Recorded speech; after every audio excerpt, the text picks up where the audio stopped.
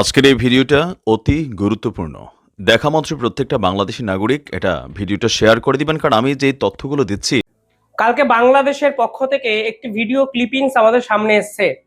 সেখানে এবার বাংলাদেশের যে তরুণ রাজনীতিবিদরা আছেন, মানে যারা ডিপ স্টেটে টাকা নিয়ে শেখ হাসিনাকে সরিয়েছিলেন, তারা এবার বিএসএফ কে প্রকাশ্যে হুঁশিয়ারি দিতে শুরু করলেন। কি বললেন জানেন? তারা বললেন, সরকার রুখতে না পারলে দেশের তরুণরাই নাকি রুখবে বিএসএফ কে। আরেকজন তো বললেন, এই বিএসএফ হলো খুনি। সরাসরি সীমান্ত হত্যার জন্য এবার বিএসএফ কে কাঠগড়ায় তুলল বাংলাদেশ সরকার এবং সাধারণ মানুষের আবেগকে কাজে লাগিয়ে বিএসএফ এর বিপক্ষে খুনি, সন্ত্রাসবাদী এবং এই এই এই রকম শব্দগুচ্ছ, আমি এগুলো বলতে পারবো না, ইউটিউবের কমিউনিটি গাইডলাইন্সে আমি আটকে যাব, সেই রকম একগুচ্ছ অভিযোগ বাংলাদেশের পক্ষ থেকে করা হলো। বাংলাদেশ সরকারের পক্ষ থেকে অফিসিয়ালি একটি লেটার বিএসএফ কেও পাঠানো হয়েছে। তাকে বলা হয় স্ট্রং প্রোটেস্ট, কারণ সীমান্তে নাকি বাংলাদেশিদের উপর গুলি চালাতে শুরু করেছে বিএসএফ। দ্বিতীয় যে চিঠিটি তারা দিয়েছে সেখানে পুশ ব্যাক, ভারত যে অবৈধ অনুপ্রবেশকারীদের বাংলাদেশে পাঠিয়ে দিচ্ছে সেই বিষয়ে একটি কড়া চিঠি তারা দিল্লিতে পাঠিয়েছে।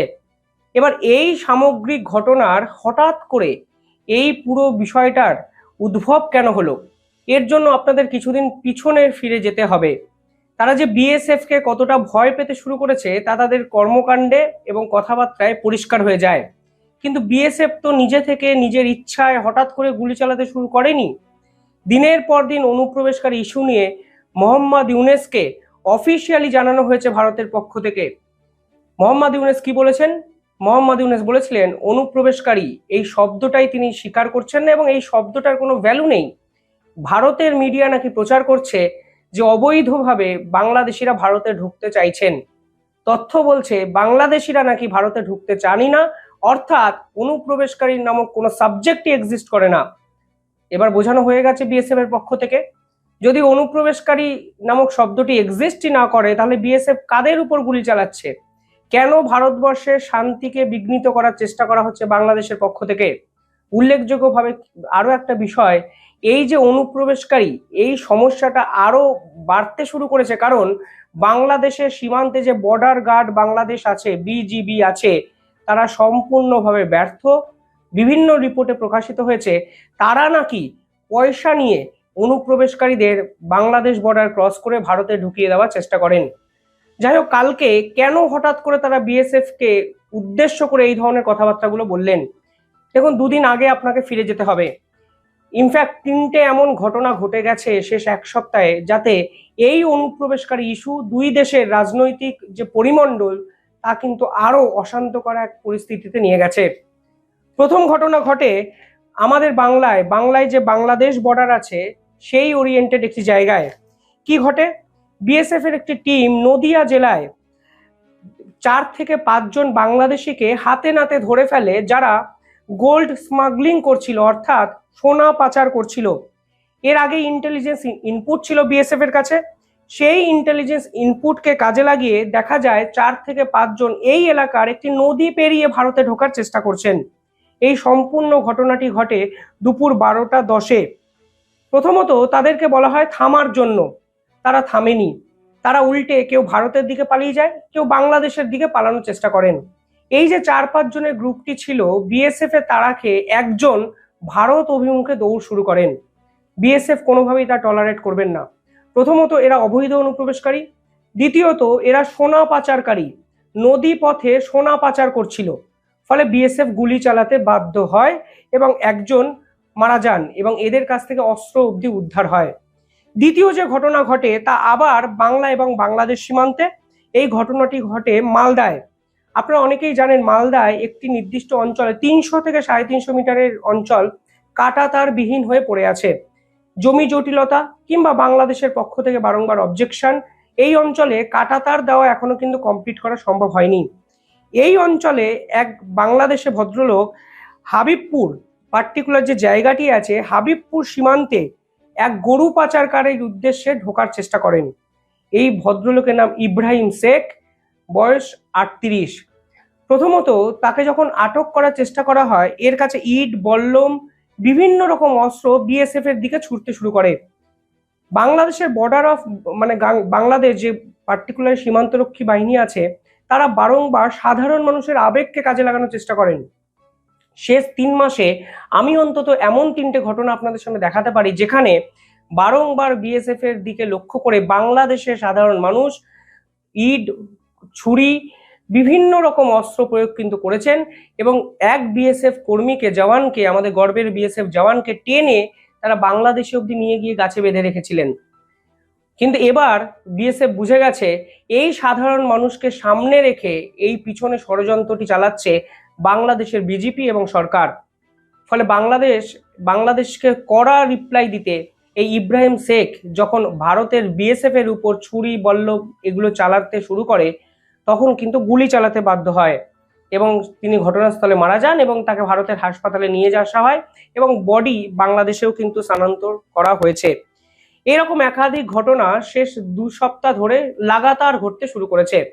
ইতিমধ্যেই বাংলাদেশ সরকার পুশব্যাক ইস্যুতে ভারত সরকারের বিরোধিতা করেছে, স্ট্রং প্রোটেস্ট জারি করেছে এবং তারা পরিষ্কার বলে দিচ্ছে যে এই অবৈধভাবে যাদের ভারতবর্ষ নাকি পাঠাচ্ছে তারা বাংলাদেশই নয়, অথচ ডকুমেন্টে দেখা যাচ্ছে এদের কাছে বাংলাদেশের পাসপোর্ট, বাংলাদেশের ভিসা কিচ্ছু না থাকলেও যে আইডেন্টি কার্ডটা পাওয়া যাচ্ছে সেগুলো সবকটাই বাংলাদেশের কোনো না কোনো জায়গার। কিছু জনকে তারা ফিরিয়েও নিয়েছেন। কিন্তু এই ঘটনা পরবর্তী ধাপে কখন চলে যায় জানেন? যখন ইন্ডিয়া নেপাল যে বর্ডার সীমান্ত আছে সেখানে দেখা যায় এক বাংলাদেশি অনুপ্রবেশকারী ভারতে ঢোকার চেষ্টা করছে এবং সেই পার্টিকুলার ব্যক্তিকে অনেক জেরা করা হয় এবং জেরা করে যে তথ্য জানা যায় তা কিন্তু অত্যন্ত ভয়ঙ্কর। সেই ব্যক্তির নাম ছিল শহীদ ইকবাল আহমেদ, বয়স 43, যার কাছ থেকে নেপালের ভিসা পাওয়া যায়, শুধু ভারতের ভিসা পাওয়া যায়নি, কিন্তু যে পাসপোর্টটি উদ্ধার করা হয় তা হলো বাংলাদেশি। এই যে পার্টিকুলার ইন্টেলিজেন্স যে চেকপোস্টটি আছে, ইন্টিগ্রেটেড চেকপোস্টে যখন তল্লাশি করা হয় তখন দেখা যায় এই ব্যক্তি আসলে ভারতে অবৈধভাবে ঢোকার চেষ্টা করছে এবং পরবর্তীকালে এই সীমান্ত থেকে 4জন চাইনিজ, 1জন আমেরিকান, 1জন কানাডিয়ান, 1জন ইরাকি এবং বাংলাদেশের আরো নাগরিকদের কিন্তু শেষ 1 সপ্তাহে পাকড়াও করে আমাদের সীমান্ত রক্ষা বাহিনী। অর্থাৎ পরিষ্কারভাবে বোঝা যায় বাংলাদেশের পক্ষ থেকে লাগাতারভাবে ভারতবর্ষেতে চোরা পথে কেউ না কেউ ঢোকার চেষ্টা করছে। দেখুন, নেপাল বর্ডারটা তুলনামূলকভাবে শিথিল একটি বর্ডার। বারবার যখন নেপাল বর্ডারটাকে কাজে লাগানো হচ্ছে তখন বিএসএফ বুঝে যাচ্ছে যে ভারতবর্ষকে অশান্ত করার পরিকল্পনা কিন্তু করা হচ্ছে। আপনারা জানেন 200 জনকে বিমানে করে গুজরাট থেকে উত্তর পূর্ব সীমান্তে নিয়ে আসা হয় কিছুদিন আগে, তারপরে তাদেরকেও কিন্তু বাংলাদেশে পাঠিয়ে দেওয়া হয়েছে বিএসএফ এর পক্ষ থেকে। অর্থাৎ বাংলাদেশি যেখানে দেখবে, অবৈধ অনুপ্রবেশকারী যেখানে দেখবে, তাদেরকে কড়া শাস্তি দাও, কড়া অ্যাকশন দাও এবং মোহাম্মদ ইউনূসকে বুঝিয়ে দাও অনুপ্রবেশকারী এই শব্দটি তো তার অভিধানে এক্সিস্ট করে না। যদি সত্যি তার অভিধানে এক্সিস্ট না করে তাহলে এরা কারা? আজকে সেই বাংলাদেশ বলছে আমাদের মানুষকে সীমান্তে হত্যা করেছে বিএসএফ, অথচ এরা বলে অনুপ্রবেশকারী বা অবৈধ বাংলাদেশি বলে কেউ এক্সিস্টই করে না। এই যে নেপাল সীমান্ত দিয়ে এই অবৈধ অনুপ্রবেশকারী ঢোকার চেষ্টা করছে, তারা তো ভারতবর্ষকে ঘোরার জন্য ঢুকছে না। এরা একটা আইএসআই নেটওয়ার্ক এবং দিল্লি থেকেও পরবর্তীকালে যাকে উদ্ধার করা হয় বিভিন্ন জায়গা থেকে, দেখা যায় তারা সকলেই আইএসআই এর হয়ে কাজ করেছে। আমি এই বিষয়ে পূর্ণাঙ্গ ভিডিও বানিয়েছি, আপনারা আমাদের চ্যানেলেই পেয়ে যাবেন। কিন্তু আজকে যেভাবে বাংলাদেশের পক্ষ থেকে বিএসএফ কে খুনি, সন্ত্রাসবাদী এই সকল শব্দ দিয়ে অভিহিত করা হলো, এরপর ভারত সরকার কি করবে, কি করা উচিত? এই অনুপ্রবেশকারী ইস্যুটা দিনের পর দিন কিন্তু ভারতের মাথা ব্যথার একটা কারণ হয়ে যাচ্ছে।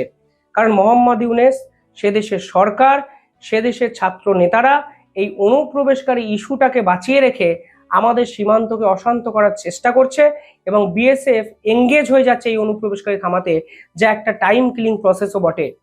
ফলে সব মিলিয়ে যে পরিস্থিতি কালকে বাংলাদেশের পক্ষ থেকে তৈরি করা হলো তা কিন্তু আরো ভয়ঙ্কর এক দিকে আমাদের নিয়ে যাবে।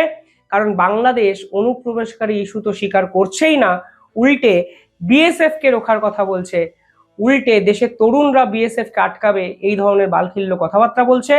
বাংলাদেশের সরকারের পক্ষ থেকে অফিসিয়ালি লেটার পাঠানো হচ্ছে ভারতকে এবং তারা বোঝার চেষ্টা করছে যে কেন বিএসএফ এদের উপর গুলি চালাচ্ছে।